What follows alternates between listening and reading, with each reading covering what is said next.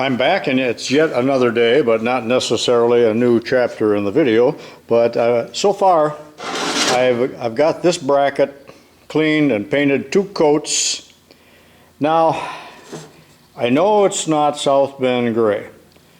There are hundreds of shades of gray. I've been to more paint stores than Carter's has pills, and to me, this gray is a little too dark. That's what I did the Logan lathe with. This is probably a little too light, but that's called Ace light gray, but it's pretty close to Ford 8N gray, but that's what it's going to be. It's done. It's cast in bronze. Now notice here now, I think I showed you that, and I cleaned this with thinner. Can you see my, maybe you can't, yeah, my scribe marks, so I can return it. But there was a misalignment, I noticed, for whoever set this up years ago, in regards to the flat belt. So these are slotted, so I will have the ability to move that back and forth a little bit, because the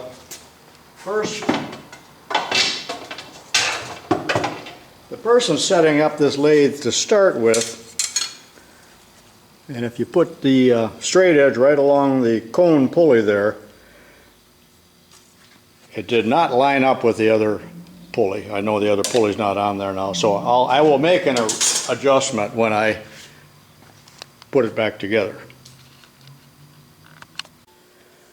I spent 45 minutes cleaning this up, and it's about done, other than maybe a little bit on the inside of the pulleys here. And then I'm going to paint this. I'll have to do some masking on this. Again, you can see my scribe lines here. But what I thought was interesting here, and I'll take the time to mention it, there's 2 dowel pins here, 1, 2, and the purpose of those was to guide the edge of the motor so that the motor would be mounted squarely. You know, it's amazing, and you can see the paint lines there. Obviously it was painted after the motor was in place, and that may not be the original motor, but they went the extra mile years ago, didn't they? I spent about an hour cleaning up this Westinghouse half-horse, single-phase capacitor start dual voltage motor wired for 110, and it's looking very good with its original OEM gray Westinghouse paint, and it's not going to get another paint job, because it looks quite good. Got to put the cover back on. Now, when you are working around capacitors, be very careful you don't get bit, because they do hold a charge. I don't know how long, but I'm not going to touch it. Let's see if there's any juice in there. Nope, she's dead. I guess you know that there's really only one way in the entire world of storing electricity, and that is a capacitor. A storage battery doesn't really store electricity.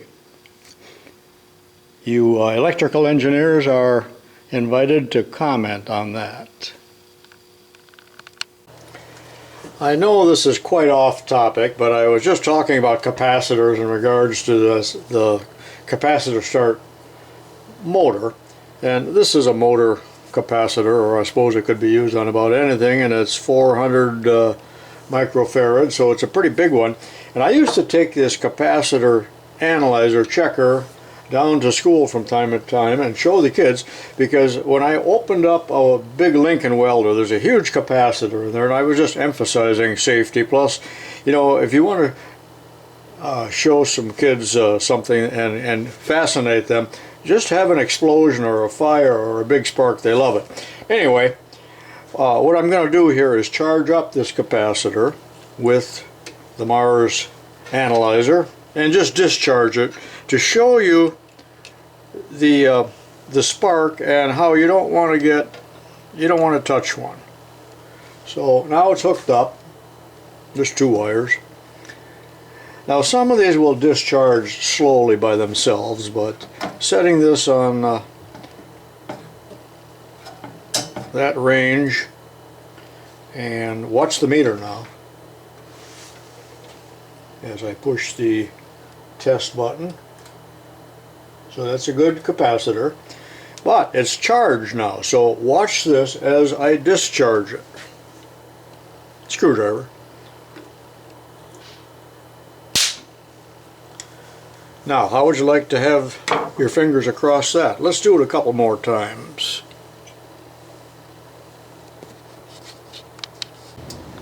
And again.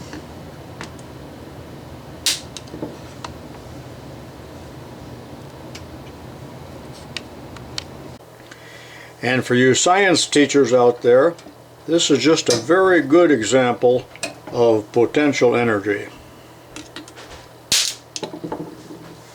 Enough of that. The cleanup and the painting is completed, and I'm now ready to start to reassemble, but I have to wire this first. And what I discovered here is this is a 14 gauge wire with a ground in it, so I'm going to use this even though I cut it in a different place than what I would have if I'd had a little more foresight. But to reassemble, I'm going to do something that I like to do on my machines, and that is I'll put a plug on the motor, and then the female part on coming from the switch. Then it's so easy to disassemble it for repair or whatever reason I need to take the motor off again. The wiring is done, and now I'm starting to put the bracket back together here, and this is temporarily bolted to the table because I might have to adjust it. But note that we have a couple dog point set screws with lock nuts on them that fit into holes on the end of the casting there that allow you to tighten it up, and yet it can hinge or pivot on those bolts. Note how I have the entire casting swung over and supported here on a auxiliary table with a 4x4, and the reason I did that, and you know, I hope the missus doesn't get angry about this guest towel when I put it back in the hamper.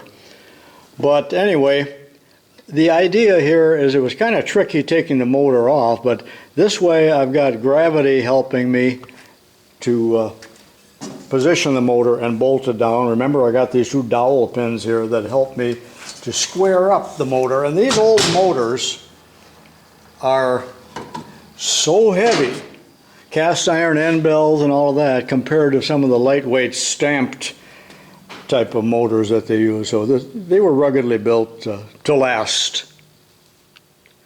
So off camera I'll go ahead and bolt these on, tighten them down.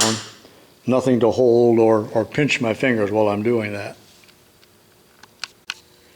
With these three mounting bolts down here still just snug, not tightened, I'm going to attempt to get alignment in really two planes, and one, I told you it was not correct before, but using this Lufkin straight edge up against one of the cone pulleys, I will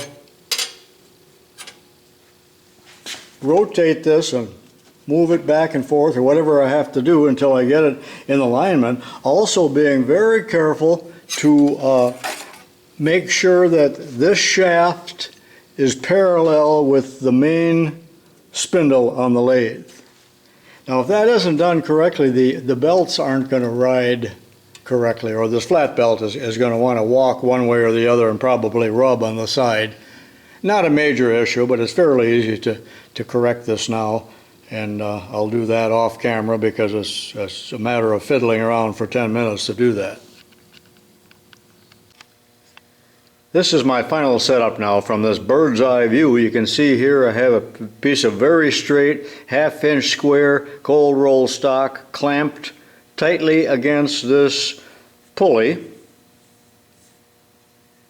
and it can be lifted up and down, and I have it adjusted now so that this edge of this cone pulley is in pretty darn good alignment down here with the middle pulley.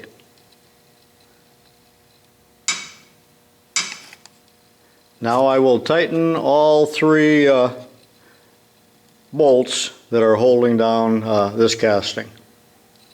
I'll leave this on and make sure I don't move it at all. And now the alignment is about as good as I can get it without using a laser, as if I have a laser.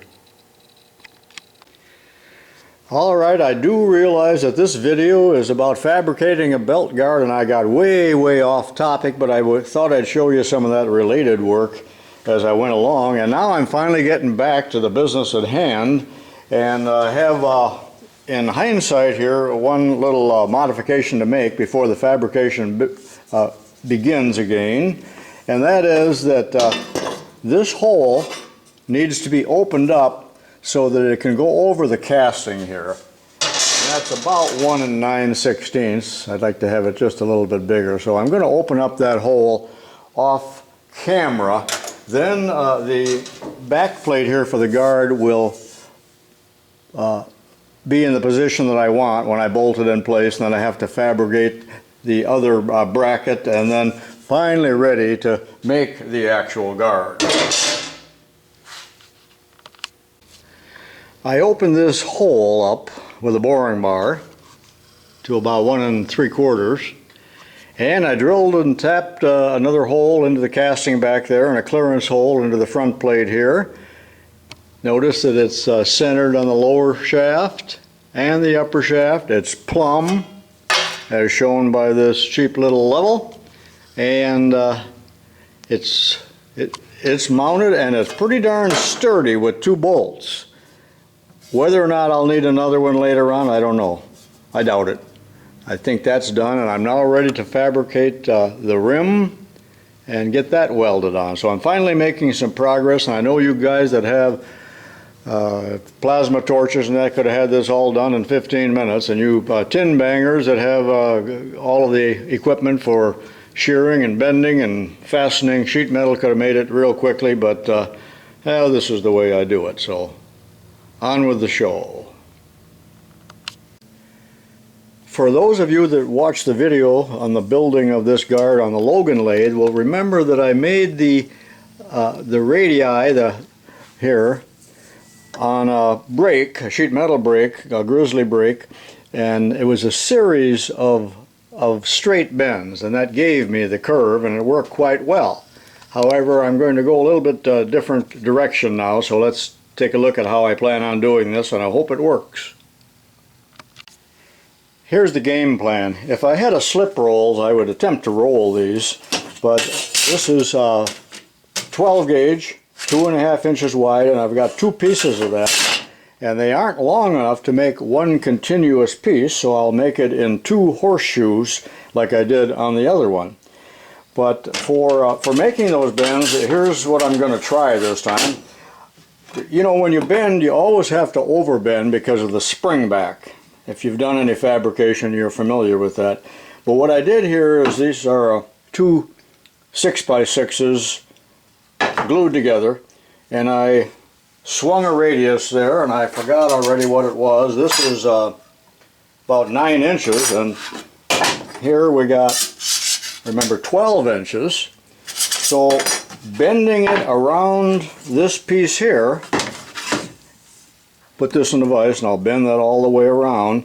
I know it's going to spring back, but I'm hoping for it to spring back to the approximate dimension that the radius will match this, or a little bit over, so that I can compress it and bring it in as I tack weld it like I did in the other one. So let's have a go here, but I plan on drilling a hole someplace.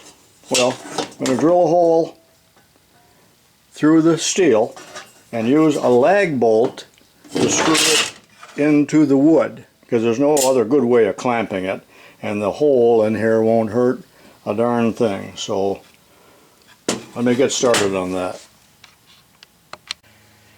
By the way, these are drop-offs from a local factory scrap, so they just happen to be about the right width, 2.5 inches, so that's what I'm using. Notice so far I have drilled some holes, and I've fastened the steel onto the wooden block, whatever this is, pattern, jig, fixture, I'm going to put this into the vise and wrap it right around. Hopefully this will work. Fasten securely in the vise.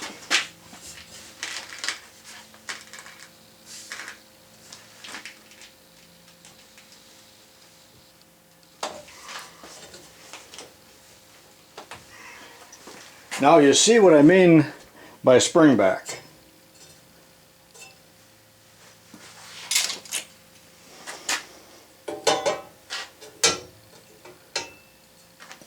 Let me take it off there and see what we got.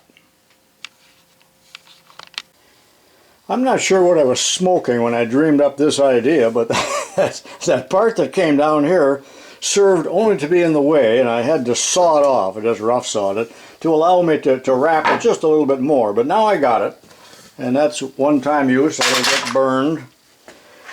And what I'll do now is, and you see I got a pretty good fit here.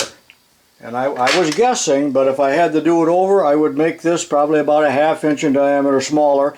And a few minutes ago, I might have confused some of you with the diameter and radius when I threw those words around, but this is 9-inch diameter, 4.5 inch radius. Anyway, now it's ready to weld. So, if you watch the other video, you remember the aluminum welding fixture that I made. Now let me show you that right now before I go out in the garage and actually start welding. This is just a nice flat aluminum plate, 1/2 inch thick. Could be steel, could be anything. Aluminum's better because it's easier to handle. But I mounted on here. This is oh, that's aluminum too. It's just screwed on there, but it can pivot on there if it needs to, and there's 2/4 inch screws here. So what I do is to lay the work on there like that, and I'll get one tack weld on there, and the actual plate here, this steel, will be clamped with a C-clamp, and then I can force this bend up against here with these and tack weld it, and then I'll rotate it a little bit and tack it again, and that will pull this tight so it conforms to this radius. You saw me do that before. I also have to deal now with the smaller end, and this too is probably a bit of a fiasco, and I've got to modify this. My whole idea with that keyhole arrangement was that there was some way to hold it in the vise. And you can see that's a little bit smaller, and I'm not going to show you how I bend that. You know what, this is going to have to be smaller. You will recall that I changed this dimension here at one time, and this had been done, well, some time ago.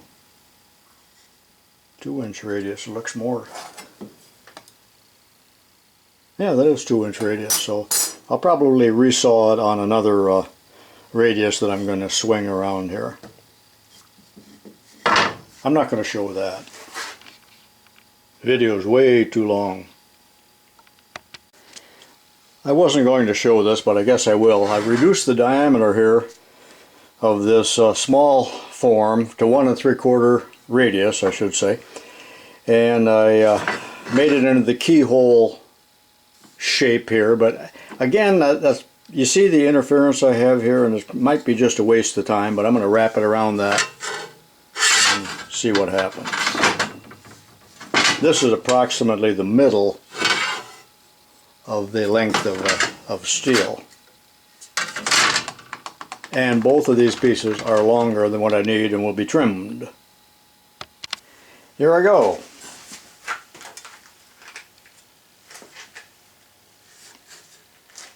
It's fairly easy to form something of this thickness. See the spring back? Now I need to reposition it just a little bit. But it still interferes here. If these pieces weren't quite so long, I could pull them a little further together. Take it off and see what it looks like. I think it can be pulled into position all right by my fixture that I showed you a few minutes ago. This is all baguette and bagasse, so it's quite gratifying when it does come out about as close as I had hoped for or predicted, because you never know. This metal varies so much in the flexibility of it, or the bendability, maybe I should say.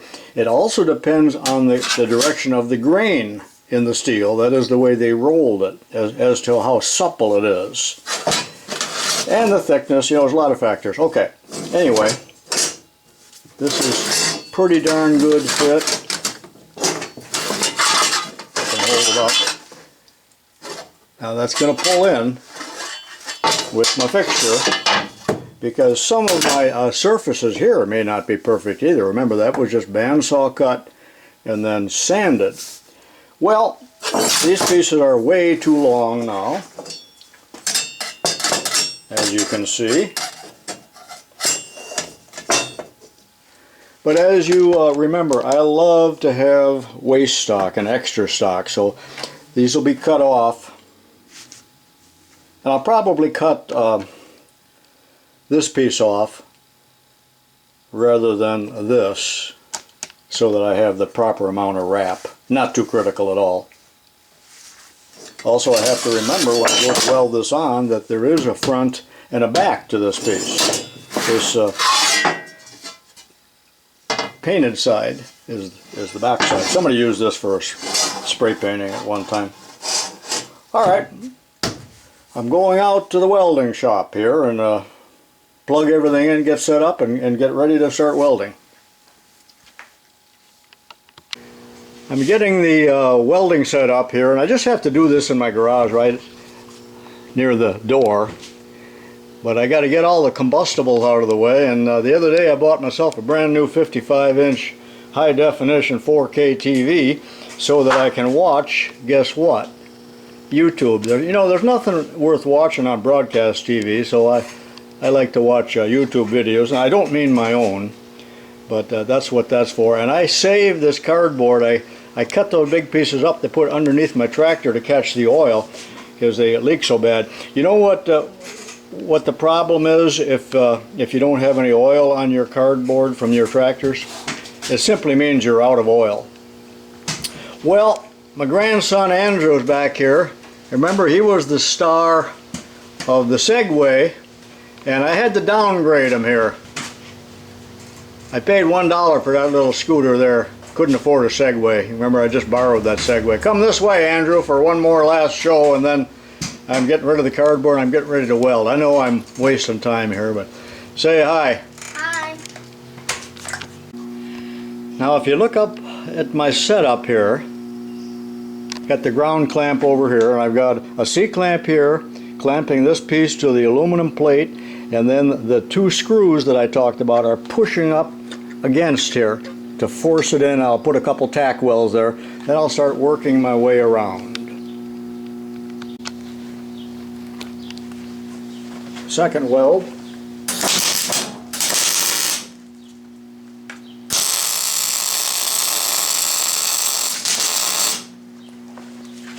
Now I'll rotate it and put another weld in. And I don't need a whole lot of welds. They're just going to be small, what I call tacks.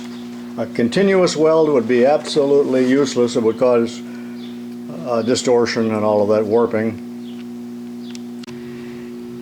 At this point in the game, it takes quite a bit more pressure to wrap this and to make it conform. So notice I've got two C-clamps here. Also, at one point I had to use one of these clamps to pull this down to make sure that it was all the way down. And another safety point here, a viewer in the last video reminded me that I'm missing the insulation here. Well, I lost the video, or the address rather. He offered to send me a new one if he's watching. Yes, I'd like to have one. Contact me again, and I don't know where to get them, but this should be insulated, and it is dangerous without it. I'm done with this side. I'm ashamed to say I blew a little hole here. I got to remind myself that the base here is thicker than this, and I need to concentrate my heat on the thick metal, or turn the voltage down here. But I'm going to turn this around now and weld in here. I won't show that. This is what it looks like so far. This portion is done, complete with a few ventilating holes. Now I've taken the bottom horseshoe, I've taken to call these horseshoes, I've already cut it off to length. I laid it on here, scribed it, and cut it off here with the bandsaw. Now I'll go back out in the garage and put it back in that fixture and start welding here and work my way around. And when I'm about at this point, so warm, then I'll bring it back down here in the basement and saw this with the bandsaw, just like that, and then they'll be exactly this, well, other than the kerf, I should have them exactly the same, butting together without any gap, is what I'm getting at, I guess, if I can get it out. Back to the welding shop.